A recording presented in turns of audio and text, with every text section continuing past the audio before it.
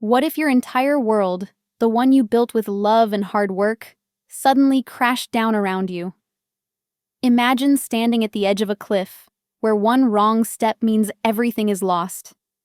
And then, imagine your only way back, your only chance at safety, came from the very man everyone whispered about in fear, the man who ruled the city's shadows. Would you take his hand? Could you trust him? This isn't just a question. This is a story. This is the story of Sofia Rossi, a young woman who lived a life as warm and inviting as the aroma of freshly baked bread. Her days were filled with the simple joys of her Italian heritage, the sweet scent of her nonna's famous cannoli baking, and the rich melodic sound of her father's old stories, told in their native tongue. Sofia grew up in a small, close-knit neighborhood where everyone knew everyone. Trust was a precious thing, given slowly and earned with loyalty. Family was everything. Sofia had big dreams, dreams that smelled of flour and sugar. She wanted to open her own little bakery, a place where people could gather, share laughter, and taste the love baked into every treat. It was a dream passed down through generations, a legacy of warmth and community. Her life was predictable, safe, and beautiful in its own quiet way. She thought she knew her path, a straight line toward a future filled with warmth and family. But fate, as it often does, had other, much darker plans. One cold, unforgiving night, Sofia found herself in a place she never imagined. A place of hushed voices, where every shadow seemed to hold a secret, and every glance felt like a threat. It was a world away from her cozy kitchen, a world far from the comforting scents of yeast and vanilla. She was just a bystander, an innocent caught in a storm she didn't understand. She had gone out for a late-night errand, a simple trip to get a special ingredient for her nonna's morning pastry. She took a shortcut, one she had used 100 times. But that night, the shortcut led her straight into a nightmare. She witnessed something terrible, something she wasn't supposed to see. And because of it, she was dragged into a room, a cold, unfeeling space, where fear was a tangible presence. There she was, trembling, alone, and completely vulnerable, her bakery dreams feeling 1,000,000 miles away. The air in that room was thick with unspoken threats. The power in that room was so heavy it felt like it could crush you. Every face was grim, every jaw tight. And in the center of it all sat him, Alessio Volkov. The name itself was a whisper of fear in every corner of the city, a name that made even the bravest men pause. He wasn't just a man, he was a force of nature, a shadow that stretched over everything. He was the boss, the legendary leader of a vast, silent empire that operated outside the law, a world built on loyalty, power, and often, brutal fear. To cross him was to invite disaster. To be in his presence was to feel the true meaning of dread, a chilling sensation that started in your gut and spread through your veins. Sofia knew nothing of his world. She only knew the raw fear gripping her, the desperate, clawing need to escape. She was a lamb brought before a lion, a quiet baker girl facing the most dangerous man she had ever seen. Every instinct screamed at her to run, to hide, to simply disappear. Her mind raced, searching for an escape, a way out of this waking nightmare. But there was none. She was trapped, caught in the harsh glow of industrial lights, under the watchful, unblinking eyes of men who showed no mercy. Alessio Volkov had just spoken. His voice was low, calm, yet it held an authority that silenced every other sound. His words were clear, precise, and utterly final, sealing the destiny of someone else in that room, someone who had clearly defied him. The air thrummed with the weight of his decision. Then, his gaze, like a predator's, slow and deliberate, flickered towards her. Towards Sofia, the girl who didn't belong.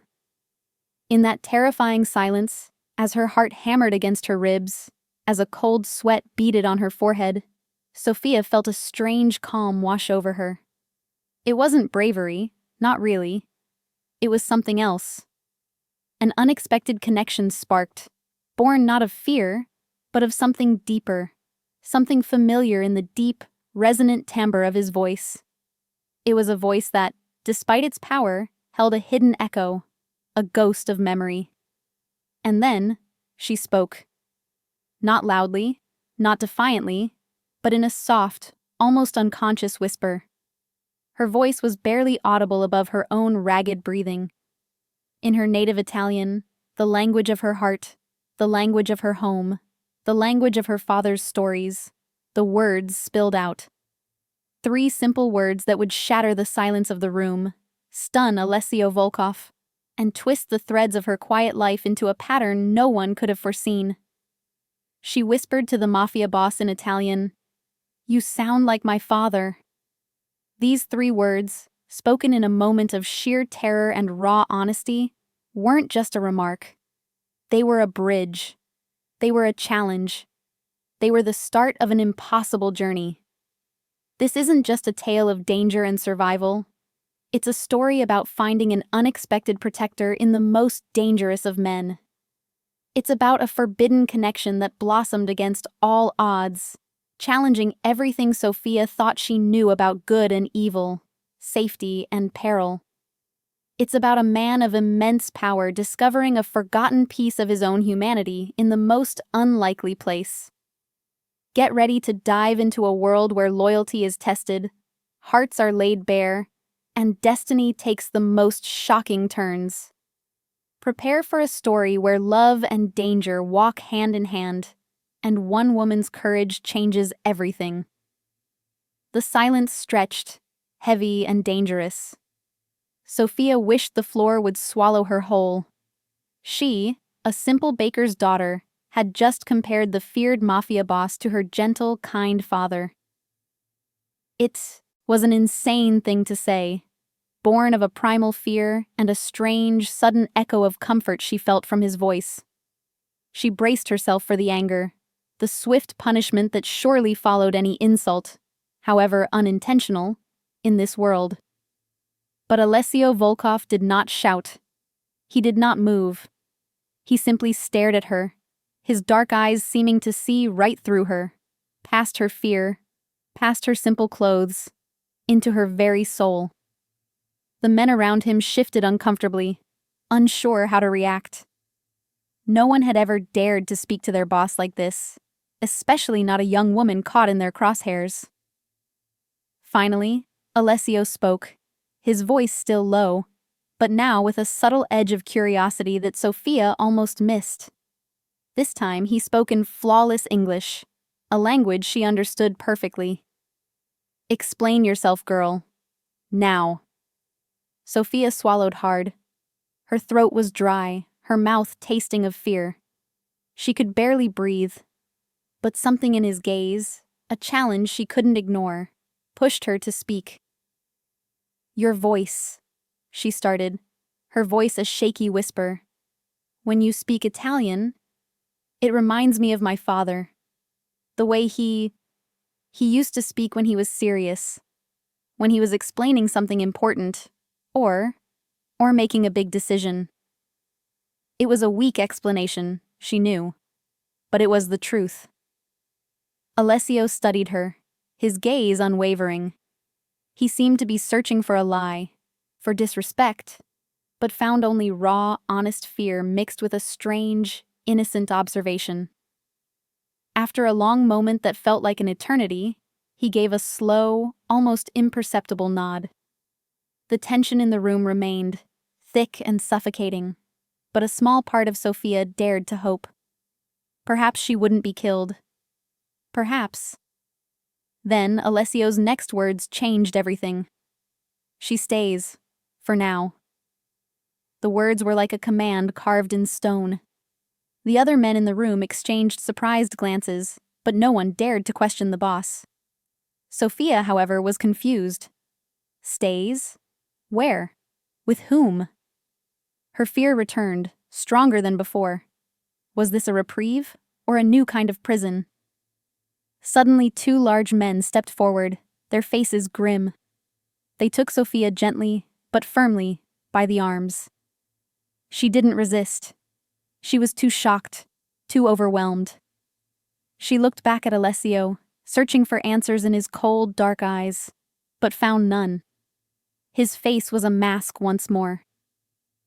That night, Sophia Rossi's world shattered and reformed into something entirely new, entirely unexpected.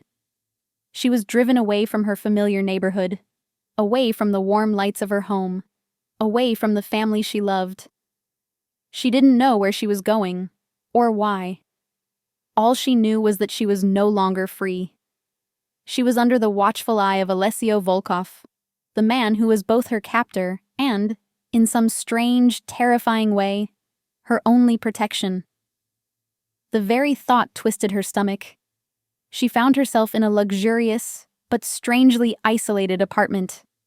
It was vast, beautifully decorated, but felt empty, cold. It was nothing like her cozy, lived-in home. Her new keepers were two stern-faced women who spoke little but watched her constantly. Her phone was taken. Her movements were restricted. She was a bird in a gilded cage. Every day, Sophia wrestled with a storm of emotions. Fear was constant, a cold knot in her stomach. Anger simmered beneath the surface. Why her? Why was she caught in this? And then there was the confusion. Why did Alessio spare her? What did he want?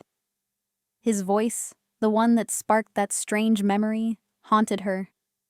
It was a constant reminder of the impossible situation she was in. She was a hostage, yet she was being treated with a strange, almost respectful care. It was a twisted reality, a dark fantasy. She missed her family with a pain that sometimes stole her breath. She imagined her nonna worrying, her father searching for her. She was a prisoner, yes, but also a protected witness to something dark and powerful. She soon learned that the men Alessio had dealt with that night were dangerous, and they knew she had seen too much. Alessio, in his strange, terrifying way, had plucked her from one danger only to place her into another, equally complicated one. His world. Her only way out, her only path to safety, lay through the man everyone feared. And she had nowhere else to go. This was her new problem, and it was far more complex than anything she could have imagined. Weeks turned into a strange, unsettling rhythm for Sophia. Her days were a blur of empty luxury. She ate well, slept in a soft bed, and lacked nothing in terms of comfort. Yet, she felt suffocated. Her world had shrunk to the walls of the apartment. Her creativity, her passion for baking, felt trapped, slowly dying. She tried to read, to draw, to distract herself, but her mind always returned to her family, to her bakery dream, and to the man who held the key to her freedom. Alessio Volkov. He was a constant, silent presence in her thoughts. Sometimes she would see him. He would appear suddenly, always unannounced, in the living room or by the large windows overlooking the city. He never stayed long. Their conversations were short, formal, and always about her situation. He would ask if she needed anything, if her guards were treating her well. His questions were polite, almost distant, like a landlord checking on a tenant. But his eyes, those sharp, dark eyes, always held a depth she couldn't quite decipher. A depth that hinted at hidden layers beneath the calm, controlled exterior. During these brief encounters, Sophia found herself studying him, trying to reconcile the feared Mafia boss with the man who had a voice like her father's. She saw the expensive suits, the powerful aura, the way his men moved swiftly to obey his silent commands. But she also saw something else. A flicker of tiredness in his eyes sometimes, a tension in his shoulders that suggested a heavy burden. It was a contradiction she couldn't understand. How could a man capable of such cold decisions also possess this quiet, almost melancholic presence? One afternoon, almost a month after her capture, a small, unexpected event broke the monotony. Sophia was sitting by the window, sketching, when one of her guards, a woman named Lena, brought her a package. It was a box of art supplies, better pencils, richer colors, thicker paper. Sophia looked at Lena, surprised. "Where did these come from?" "From the boss. He noticed you were sketching." A small gesture, but it landed like a stone in a still pond. Alessio had noticed. He had paid attention. It was a tiny crack in the wall of his indifference, a glimpse of something human beneath the cold exterior. It made her wonder. Did he see her not just as a problem, a witness to be kept safe, but as a person? Days later, another surprise. Alessio arrived, not for a formal check-in, but with a book in his hand. An old, leather-bound copy of Italian poetry. He placed it on the table near her, then simply left without a word. Sophia picked up the book, her fingers tracing the worn cover. It was a collection of poems by Dante, a poet her father loved. A shiver ran down her spine. He knew. He knew about her heritage, about her likes, even small, private ones. It was unsettling, but also, strangely, a little comforting. It felt like a tiny thread, an invisible connection, was beginning to form between them. Sophia started leaving her own small touches around the apartment. A drawing left on a table. A small bouquet of wildflowers she convinced Lena to get for her. She was slowly, subtly, trying to make the cold apartment feel more like home, to reclaim a piece of herself. And she wondered if he noticed these things too. If he saw her attempts to infuse life into the sterile luxury of her prison. The strange dynamic between them grew. He was still the boss, the man who held her captive. But with each small, unexpected gesture, the lines blurred a little more. She started to see not just the feared leader, but also a man who observed, who perhaps even understood, in his own distant way. And with this new understanding came a new layer of confusion. Was this a calculated move on his part? A way to keep her calm, to control her? Or was there something else at play? A quiet, unsettling curiosity began to bloom in Sophia's heart, replacing some of the fear. She was still a prisoner, but her interest in her captor was growing, day by day. This was a dangerous shift, a perilous change in her perspective. She was agitating her own problem, finding a human connection in the most dangerous of places. The whispers about Sophia's presence in Alessio's world slowly began to reach her ears, carried by the hushed tones of the guards or overheard snippets of phone calls. She wasn't just a protected witness anymore. She was the girl. The one Alessio had personally taken under his wing. This unusual protection raised eyebrows and sparked rumors within his circle. Some saw her as a weakness, a strange indulgence that could make the boss vulnerable. Others saw her as a curiosity, a woman who had somehow, inexplicably, softened the edges of a man known only for his cold steel. One evening, a little over 2 months into her strange captivity, Alessio returned to the apartment much later than usual. Sophia was in the living room, trying to concentrate on a book, but her mind kept drifting. The city lights twinkled outside the panoramic windows, a dazzling display that only emphasized her isolation. When Alessio walked in, she immediately noticed a difference. His usual calm composure was strained.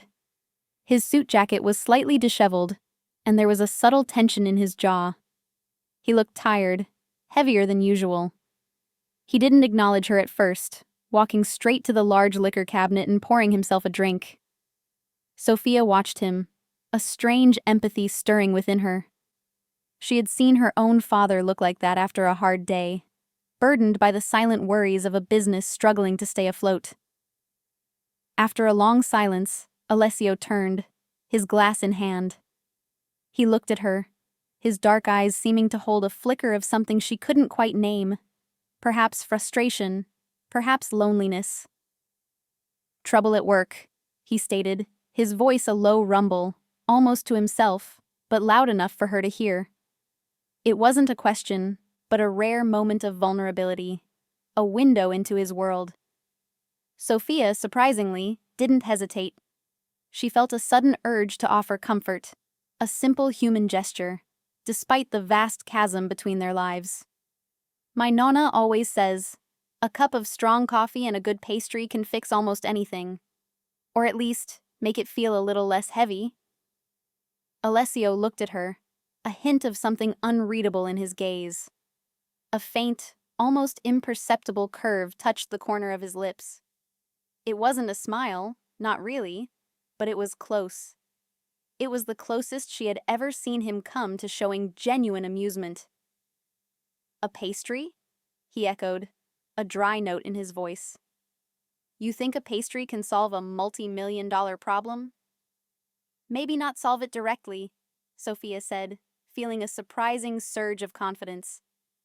"But it can give you a moment of peace, a moment to think clearly. And sometimes, that's all you need." He took another sip of his drink, his eyes still on her. The silence wasn't tense this time, but contemplative. It felt like a boundary had shifted, a thin veil had been lifted. For the first time, their conversation wasn't about her captivity, but about something universal. The weight of responsibility, and the small comforts that help us carry it. A few days later, Sophia found herself thinking about that conversation. Her hands, so used to kneading dough, felt restless and useless.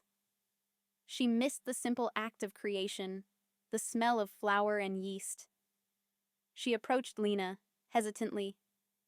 "Lena, do you think I could bake something? Anything?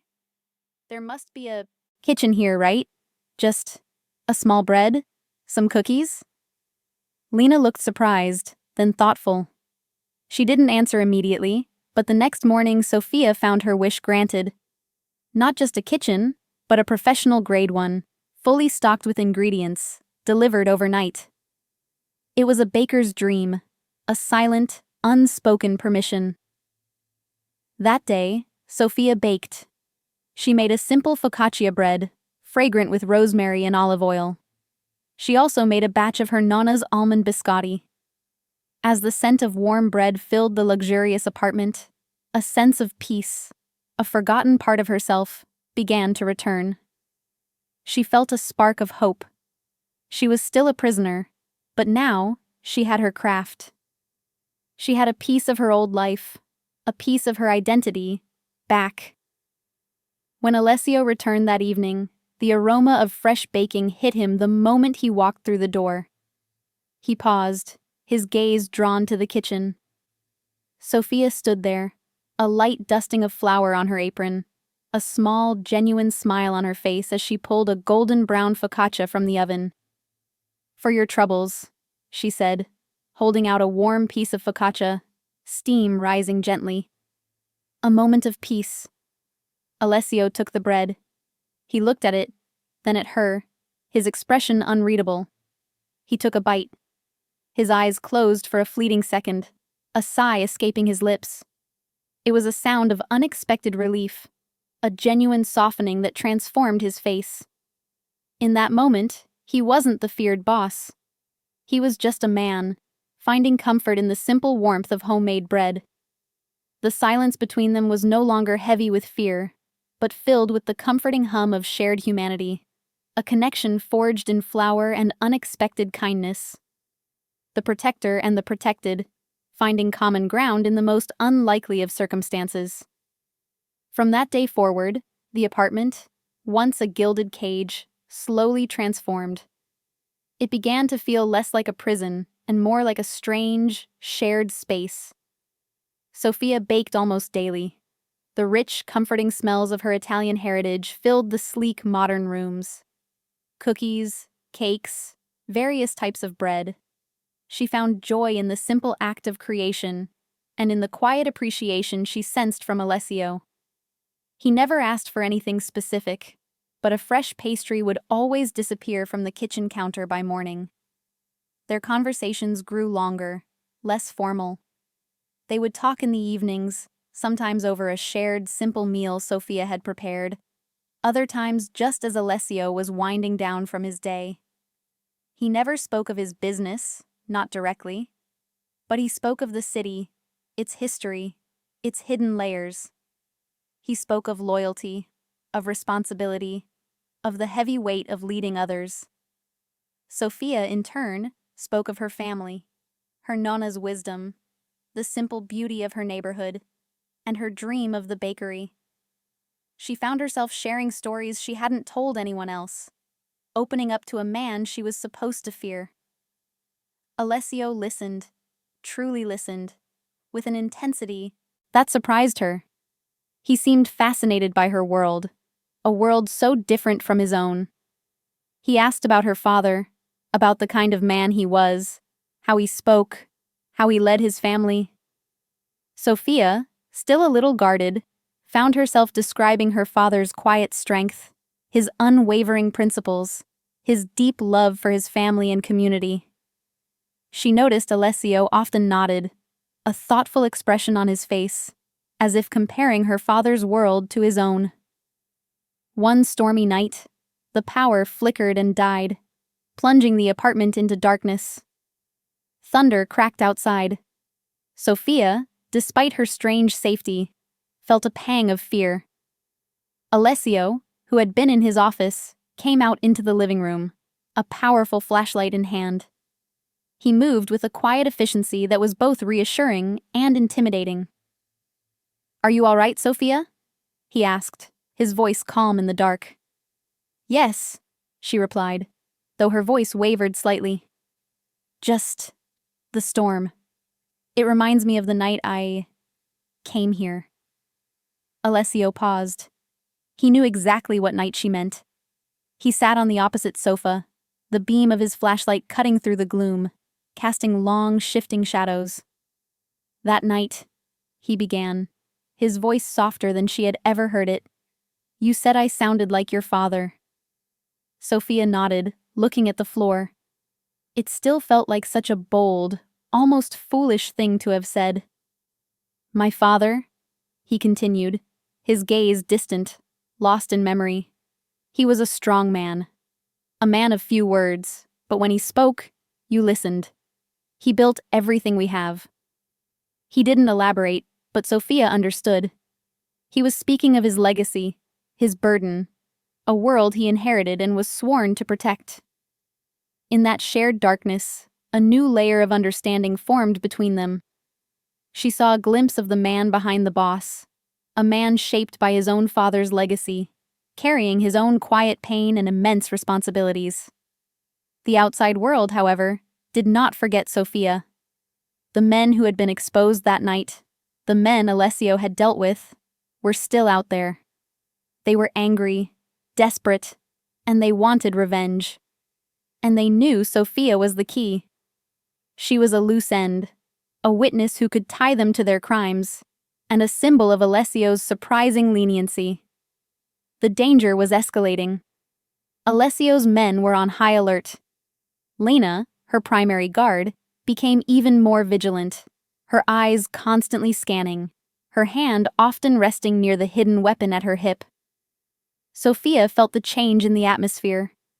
The luxurious apartment, once a place of strange comfort, now felt like a fortress under siege. Alessio started staying at the apartment more often, not just for a few hours, but sometimes through the night, working from his office there. He was always guarded, but his presence was a constant, silent assurance of her safety.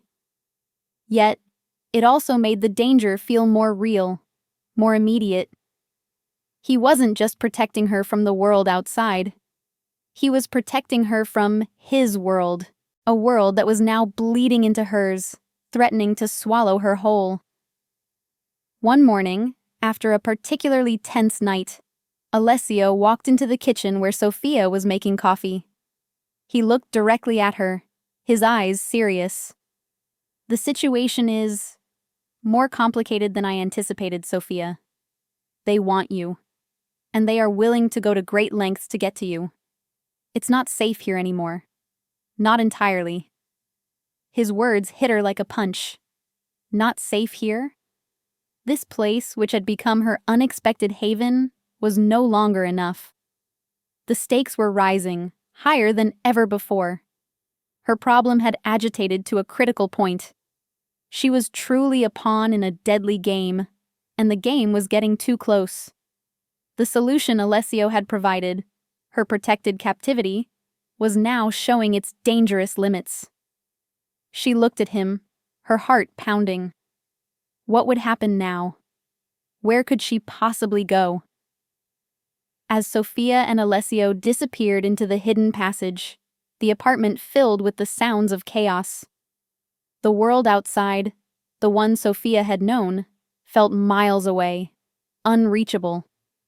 But in that desperate dash for safety, something fundamental shifted. Sophia wasn't just a captive anymore. She was a partner, her fate entwined with Alessio's. The man who had protected her from his world was now taking her deeper into it, trusting her with a secret path, relying on her trust in him. This was not a simple escape. It was a profound journey into the heart of an impossible connection. What happened next, deep within Alessio's hidden world, remains a story whispered in shadows. But what is certain is that Sophia Rossi, the quiet baker's daughter, was utterly transformed.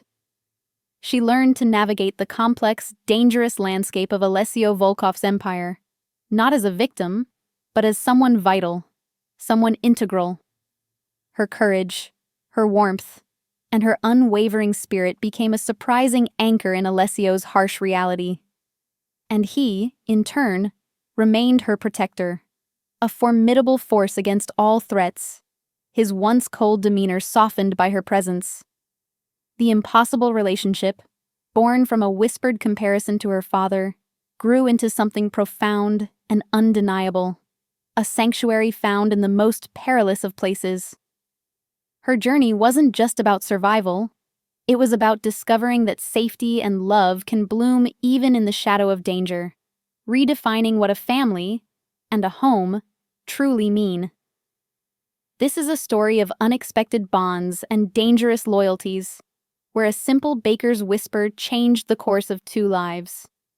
It's a testament to the human heart's ability to find connection in the most unlikely of circumstances.